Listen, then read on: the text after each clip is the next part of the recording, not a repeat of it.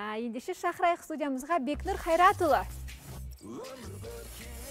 Қайырлы күн, Бекнұр мырза. Қайырлы күн.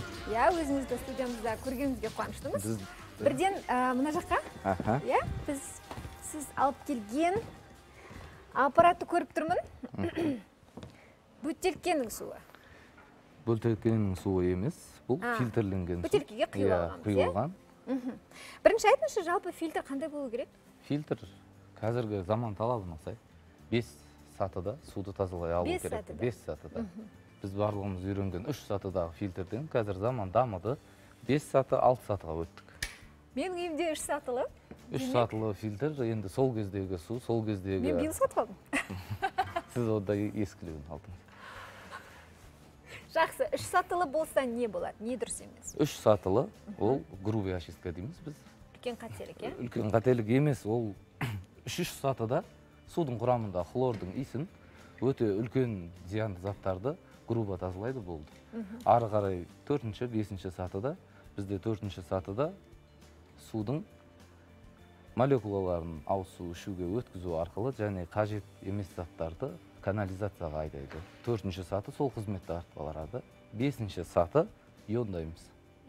Иондау тек 5-ші сатыда ғана жүзеге асады. 5-ші сатыда ғана жүзеге асады. Өйткені 4-ші сатыда керек емес элементтер алынғасын су дәмсіз болады. 5-ші сатыда иіс дәм беріледі.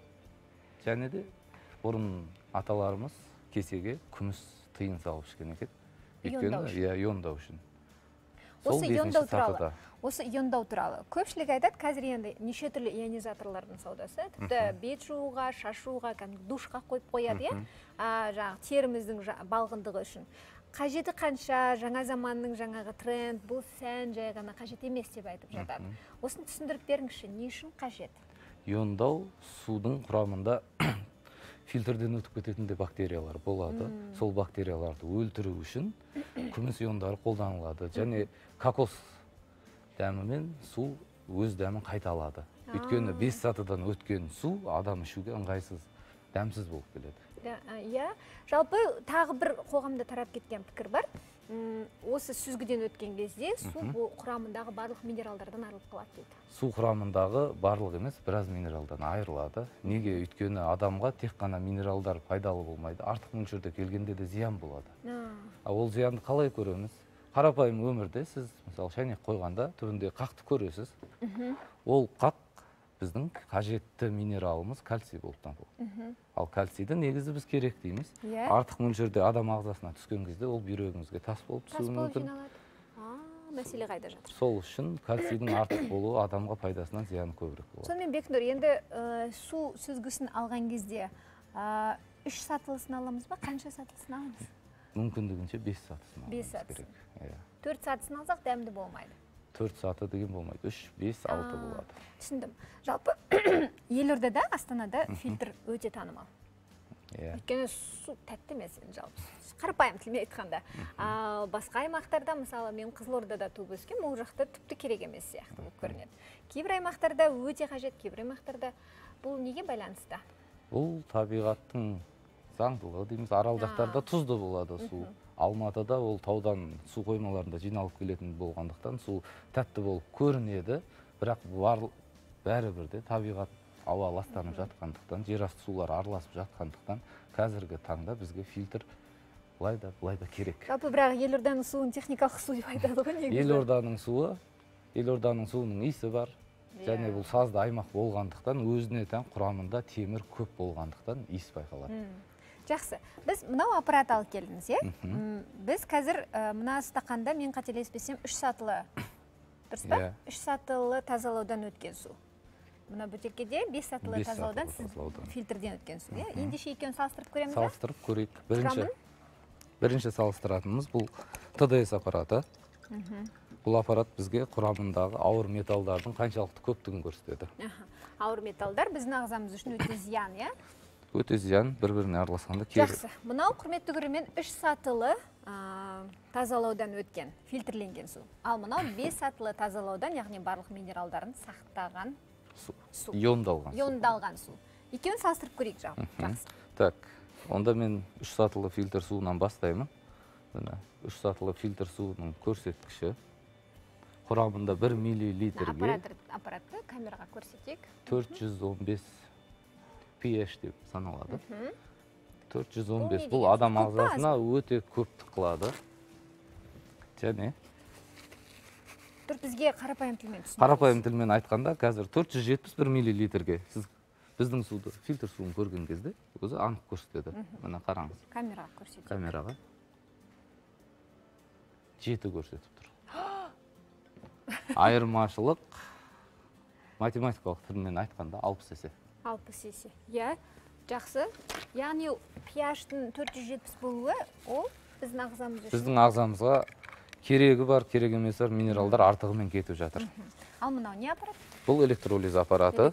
Қазір жаңа түсірген осы екі суымыздағы ауыр металдар адам ағзасында бір-біріне араласқан жағдайда, енді біз бір жағынан генератор дейміз, қорытылады адамның ішінде. Сол кезде қандай реакция беру мүмкіндігін көрсетеді. Тағы да еске сала кетейін, құрметті көрермен, сол жақтағы стақанда 3 сатылы фильтрден өткен су, мына жақта 5 сатылы фильтрден сүзгіден өтіп иондалған су тұр. Электролизді қосайық, иә? Ауыр металдарға тексеріп көреміз. Ауыр металдарға, міне ауыр металдар бірден газ бөлуде. Судың түсі бірден қап-қара болып кетті ғой. Электролиз аппаратына 40 секунд жеткілікті. Мынау фильтрден өткен, мен енді қатты уайымдап тұрғаным, менің үйімде осы 3 сатылы фильтрден фильтр тұр. Көпшілік бағасына қарайды да, енді ыңғайлы деп. Сатушылар бұл да кәдімгі жақсы фильтр үйіңіздегі адам санына байланысты дейді. Сосын ала салдық, солай шыны керек, біз білмедік. Қазір нарыққа байланысты Түркия елі, Қытай адамда таңдау өте көп. Ал үйдің қасындағы автоматтар қандай ол? Үйдің қасындағы автоматтар, олар производственный фильтр дейді, өте үлкен көлемде өндірілетін болғандықтан, ол сіздің үйдегі жеке сізге арналған фильтрдегідей тазалап бере алмайды. Тек базалық, иә? Базалық түрде. Фильтрден өткен суымыздың өзі осындай болып жатса, сөндіре қояйық. Құрметті көрермендер, Бекнұр Қайратұлы бізге қараңыздар көрсетіп берді электролиз арқылы. Мынау 3 сатылы көпшіліктің үйінде кездесетін су сүзгісінен өткен су. 3 сатылы. Менің дегенде тұрған су сүзгісі осы. Мынау иондалған су. Иісі өте нашар болып кетті, шыны керек. Суды қайнатқан кезде көмектесе ме жалпы фильтрленген су? Жүріңіз жайғасы. Фильтрленген су? Бірақ енді бәрібір қайнағанмен де оның құрамындағы минералдар бәрі қаққа айналады, солай емес па? Иә. Түсінікті. Жалпы сіз осы су сүзгілерін сатумен айналысасыз, солай ма? Не себепті осымен айналысып жатырсыз? Су сүзгілерімен сатумен айналысуға бір жағынан себеп болған, әр азамат өзінің отбасының денсаулығын, сұлулығын қамтамасыз ету керек. Сол үшін бірінші өзімізге су фильтрі қажеттілігі туындады. Іздеп нарықта шетел компанияларын көріп, олардың қымбаттығын көріп, неге біз алғаннан кейін басқа адамдар да алмасқа қолжетімді жасайық, және де ең күштісін алып келейік деген оймен фильтр саласына келдік. Қазір 3000 үйге фильтрімізді қойдық. Ауқым кең, яғни мен енді неге оны сұрап отырмын? Мысалы, жаңағы маған фильтр жеке, бәрімізде осындай қарапайым адамбыз, біз эксперт емес, біз білмейміз. Мысалы, бір фильтрді аламыз, өздері хабарласады. Сізге ауыстыру керек болды дейді. Жақсы деп ауыстырып береді. Сіздің үйде осынша адам тұратын болса, сізге осынша деңгейлі жаңағы сүзгі жетеді дейді. Жарайды деп ала береміз. Қазір сізді тыңдап отырсам, біз дұрыс жасамағанымыз анықталып отыр. Яғни бізге енді таңдауға көмектесіңіз. Жаңа 5 сатылы. 5 сатылы. 5 сатылы. Және қанша уақыт сайын ауыстырып тұру керек? Ол фильтрлер қазір дамыған. Аппаратта экран болады.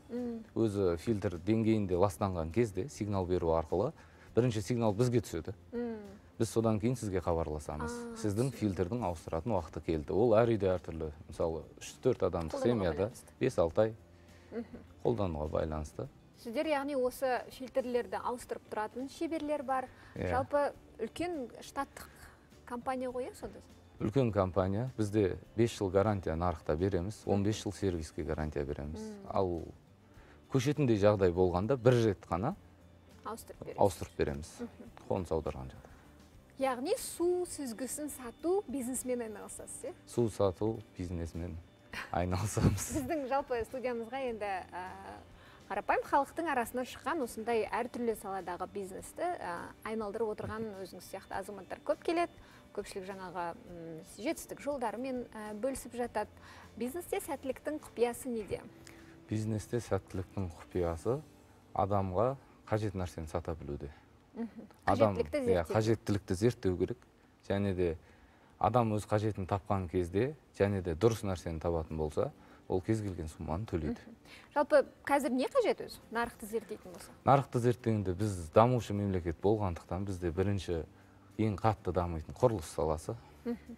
Құрылыс саласынан кейінгі құрылыс материалдары және де тамақ өндірісі. Неге айналыспайсыз? Мен құрылыс саласымен 10 жылдан бері айналысамын. Неге айналыспайсыз десем, жақсы, яғни жан-жақты тауарлар сату жағынан.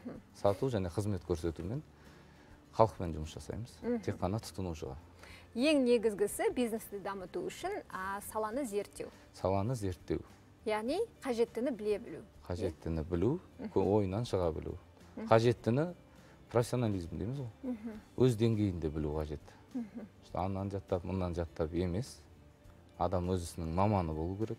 Су саттың ба, ол судың түбіне дейін білуің керек. Қай суды тазалағанда қандай эффект беретінін. Құрылыс саласында да сондай. Өйткені клиент өзіне үй салып жатыр мысалы. Ол бүкіл еңбегін арнап жатыр. Адам өзі бір-ақ рет үй салады. Әрине. Жауапкершілікпен келу керек. Түсінікті, Бекнұр, көп рахмет айтамыз. Негізі ең бірінші бизнес даму үшін сапа болу керек деген ұстанымдағы. Біз негізі су туралы сұраймыз ба деп шақырсақ, сөйтсек жан-жақты бизнеспен айналысатын қазақтың азаматы Бекнұр Қайратұлы.